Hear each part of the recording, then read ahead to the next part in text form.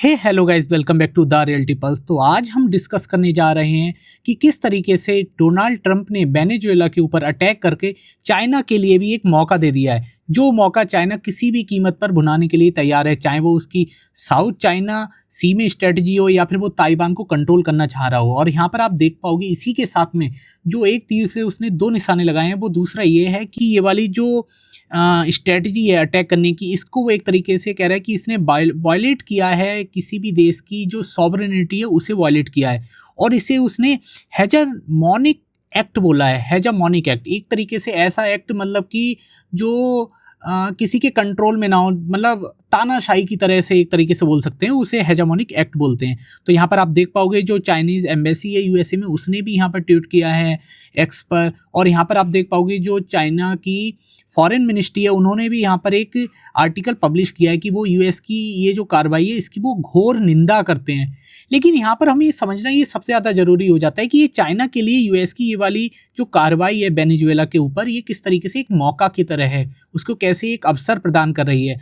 और चीन के लिए वेनेजुएला इतना महत्वपूर्ण क्यों है कि चाइना के लिए फॉरेन मिनिस्ट्री ने एक आर्टिकल पब्लिश कर दिया, चाइना की एम्बेसी ने यूएस में उसने इतना खुलकर बोल दिया है।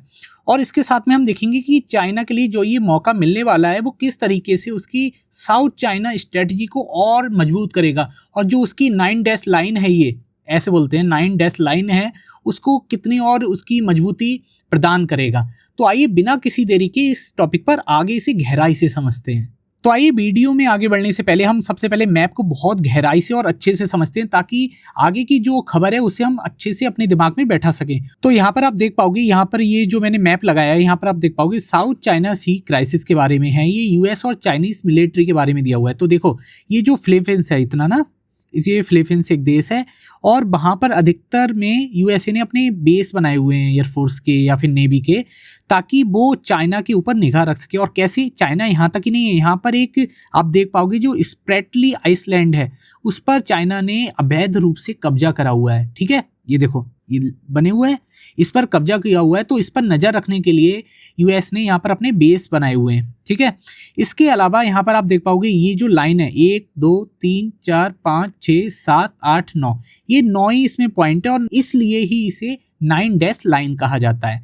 इसके अलावा यहाँ पर हम थोड़ा और गहराई से देखें तो यहाँ पर ये दूसरे मैप में आप देखोगे तो ये जो एरिया है इतना, ठीक है, साउथ चाइना सी का और ईस्ट चाइना सी के थोड़ा भी एरिया मिलता है, इतने एरिया को चाइना क्लेम करता है कि ये सागर उसका है। लेकिन यहाँ पर और भी बहुत सारे देश हैं जो ये कहते हैं, ब्रुनेई जैसे कहता है कि इतना एरिया उसका है, फिलीपींस कहता है इतना एरिया मेरा है। आप समझ पा रहे हो, मतलब बहुत सारे देश, वियतनाम बोलता है इतना एरिया मेरा है। ठीक है, इस तरीके से ये आपस में इन लोगों के बीच में समुद्र या सागर के लिए लड़ाई लगातार चलती रहती है। और इसी कारण सारे देशों ने, जैसे फिलीपींस हो गया, ब्रुनेई हो गया, मलेशिया हो गया, वियतनाम हो गया, चाइना हो गया, इन सब ने मिलकर, ताइवान भी हो गया, इन सब ने मिलकर यहाँ पर अपनी अपनी चौकियाँ बना रखी हैं। जैसे यहाँ पर एक स्प्रेटली आइसलैंड है, ठीक है, एक पार्सल आइसलैंड है, हर एक पर। तो वही मैंने अगली मैप में आपको यहाँ पर आप देख पाओगे कि रेड कलर से जो भी निशान आपको दिख रहे हैं, ये देखिए 7 नंबर है, ये सब चीन की चौकियां हैं यहाँ पर कंट्रोल रखने के लिए। और अगर येलो में बात करें तो ये ताइवान की देखिए यहाँ पर एक ही है। ठीक है, वियतनाम की हम बात करें अगर केसरिया रंग में, तो वियतनाम की 21 चौकियां यहाँ पर हैं, 6 चौकियां यहाँ पर हैं। ठीक है, और फिलीपींस की अगर हम बात करें तो फिलीपींस ने देखिए 9 है, फिलीपींस की टोटल 9 है। और मलेशिया की अगर हम बात करें, ठीक है, तो मलेशिया की 5 चौकियां यहाँ पर उसने बनाई हुई हैं, और साथ में यूएसए का भी उसे सपोर्ट है। तो आई होप आप अच्छे से समझ पा रहे होगे। ये पूरा, ये इधर आप देखोगे ये है इंडियन ओशन, ठीक है, ये भारत का नक्शा है, यहाँ पर आप देख पा रहे होगे। तो इसके इधर हम धीरे धीरे आएंगे, यहाँ पे निकलेंगे सुमात्रा से होते हुए, तो यहाँ साउथ चाइना सी में पहुंच जाएंगे। तो यहाँ पर मैप अच्छे से क्लियर हो गया। तो अब हम देखते हैं कि चाइना और यूएसए की जो ये प्रतिस्पर्धा है वो किस तरीके से आगे जाकर चाइना को ही हेल्प करने वाली है। तो देखिए, अमेरिका ने वेनेजुएला पर जो सैन्य हमला करके मादुरो को गिरफ्तार तो कर लिया, जिससे एक इंटरनेशनल शक्ति संतुलन में भी भूचाल ला दिया है कि किसी देश का एक राष्ट्रपति आप जाकर किसी और कॉन्टिनेंट से जाकर उठा लाओ, तो एक तरीके से पूरा हर देश का राष्ट्रपति एक तरीके से डर जाएगा जो यूएसए के विरुद्ध बोलता है। और देखिए इसके अलावा ये कोई सैन्य ऑपरेशन नहीं है, ये भी देखने वाली बात है, बल्कि ये रणनीतिक संदेश भी है यूएसए का विरोधियों देशों के लिए, चाहे वो कोलंबिया हो गया, ठीक है ना, चाहे वो कोरिया हो गया, चाहे वो चाइना हो गया, चाहे वो रशिया हो गया। और चीन ने इसे अंतर्राष्ट्रीय कानून का उल्लंघन कहा है, साफ साफ आप देख पाओगे। चाइनीज एम्बेसी का जो ट्वीट है उसे भी आप देख पाओगे।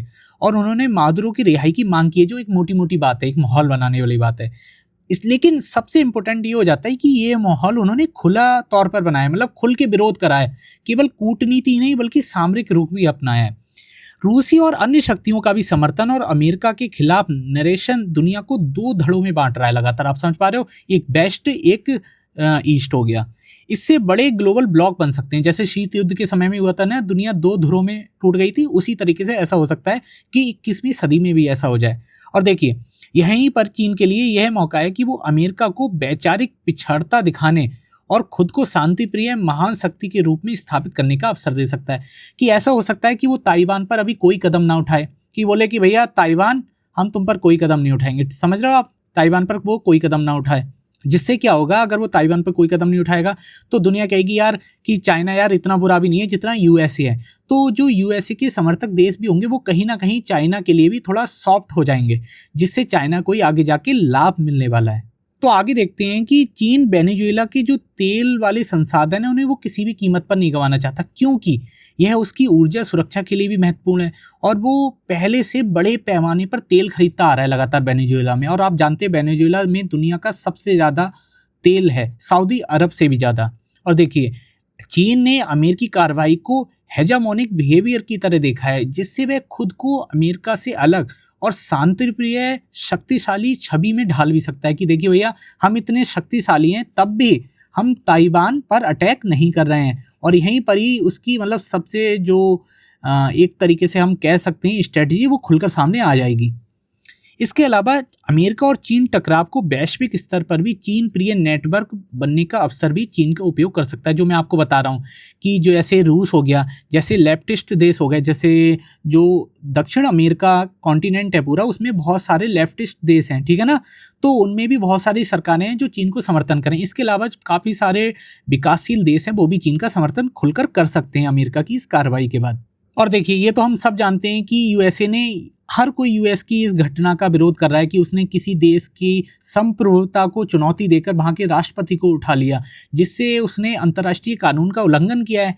वहीं चीन ये कह रहा है कि देखिए वर्चस्ववाद की लड़ाई है और हम एक शांतिप्रिय देश के तौर पर सामने आए हैं, हमने ताइवान के लिए कुछ भी नहीं किया है।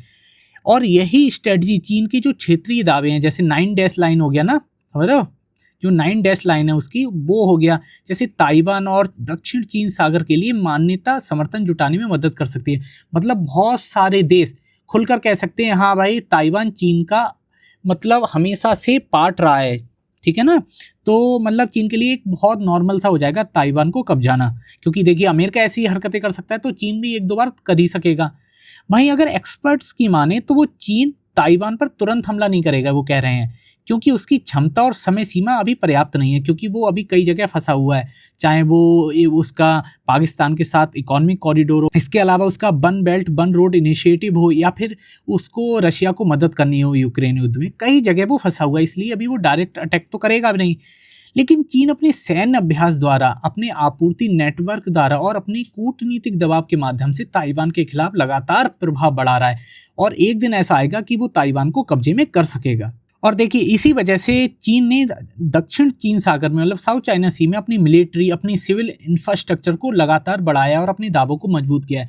और आप सब जानते हैं कि उसने स्प्रेटली जो आइसलैंड है उसे कब्जा किया हुआ है, ताकि वो पहले से ही काफ़ी चीज़ें घिरे हुए साउथ चाइना सी में, ताकि वो अलग अलग दिशाओं में सारे देशों पर नज़र रख सके, चाहे वो फिलीपींस हो गया, चाहे वो ब्रुनेई हो गया, चाहे वो वियतनाम हो गया, चाहे वो कोई सा भी देश हो गया, ठीक है ना। और चीन सभी एशियाई जो देश हैं उनके विरोध के बावजूद अपने द्वीपों पर और रीप पर लगातार नियंत्रण बढ़ा रहा है। मैं आपको बता रहा हूँ ना, स्प्रेटली आइसलैंड हो गया, लगातार वो और कंट्रोल करता जा रहा है। और अगर अमेरिका और चीन की ये लगातार कंपटीशन है, जो ये प्रतिस्पर्धा की वजह से चीन ने नेविगेशन फ्रीडम ऑपरेशन और अपने सैन्य अभ्यास से अपने लाभ को बदलना शुरू कर दिया है। मतलब लगातार वो सैन्य अभ्यास कर रहा है और फ्रीडम ऑपरेशन कर रहा है नेविगेशन का, और इससे क्या हो रहा है, उसकी पहुंच लगातार दक्षिण चीन सागर के कोने कोने में बढ़ती जा रही है। तो अब अगर कंक्लूजन की हम बात करें, कंक्लूजन को देखें तो देखिए, अमेरिका का वेनेजुएला पर जो ये अटैक है वो इंटरनेशनल कानून और संप्रभुता पर सवाल उठाता है और चीन को एक वैश्विक मंच पर अवसर देता है कि वो साउथ चाइना सी और ताइवान जैसे मुद्दे पर अमेरिका को चुनौती दे सकता है और खुलकर अपने मतलब उस पर अटैक भी कर सकता है। चीन अपने क्षेत्रीय दावों, देखिए यहाँ पे लिखा हुआ है ताइवान, दक्षिण और पूर्व ईस्ट चाइना सी आर्क को धीरे धीरे वहाँ अपनी मजबूती बढ़ा सकता है। और इस घटना ने वैश्विक शक्ति संतुलन, अमेरिका चीन टकराव और एशिया प्रशांत में रणनीतिक संतुलन पर भी दीर्घकालिक असर डाला है। मतलब एक तरीके से संतुलन बिगाड़ दिया है।